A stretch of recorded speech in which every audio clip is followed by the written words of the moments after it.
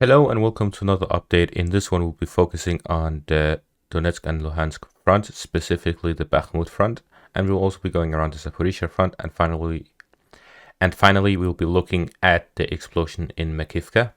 So starting out in the Zaporizhia front, we'll be looking at the recent Russian probing attack against the village of Bilohiria, which is on the eastern outskirts of the Ukrainian control in the Zaporizhia region.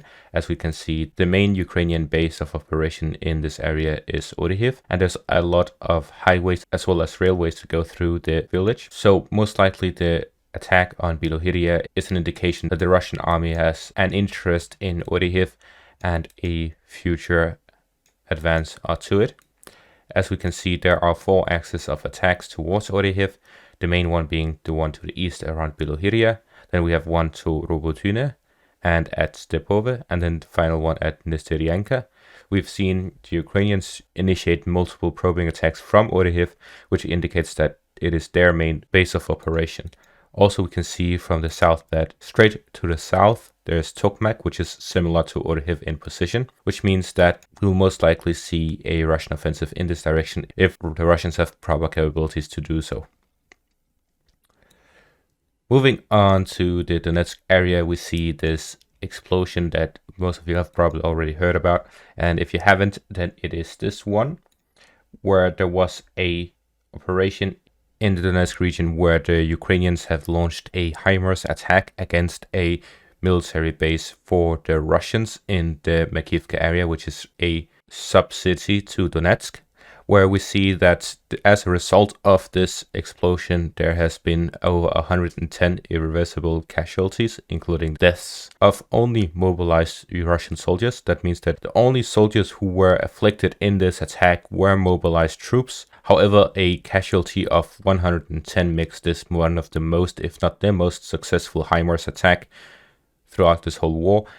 And it was launched at exactly 1 minute past midnight, January 1st, 2023, which means that the Ukrainians have been planning this specifically for the New Year's. Moving on to the Bakhmut front, we see that mainly in Klishchiivka there's a lot of movement here, where the Russians have started their attacks to the south as well as to the center and to the north of the village, where from the north they'll be advancing at a leveled field as the Ukrainians and the Russian positions are at the same height topographically, while in the east they are trying to reach the hills. To the east of Klishchiivka, this whole area is high ground, and to the south they're doing the same as they try to advance where they already have a high ground, where here they are fighting an uphill battle. In the direction of Bakhmut, there is a lot of fighting ongoing into every direction as the Russians are attacking from the south and the east, as well as to the north of Bakhmut, where they are continuing their attacks in the direction of Pithorodne, and this is just a continuation of what we've been seeing. In the direction of Bakhmutsk, the fighting is also ongoing,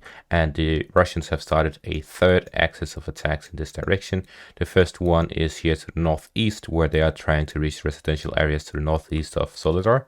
Then there's this one to the east, where they are trying to move through the valley and take out Ukrainian positions within it. And finally, the one furthest to the south of these 3 positions, where they're trying to reach the residential areas here in the south. And if we zoom further in, we can see this area. This is a bit forested valley, and then they move into the residential area, and these are all in the direction of the residential area. And the eastern part where the Russians are attacking from is the high ground in this case.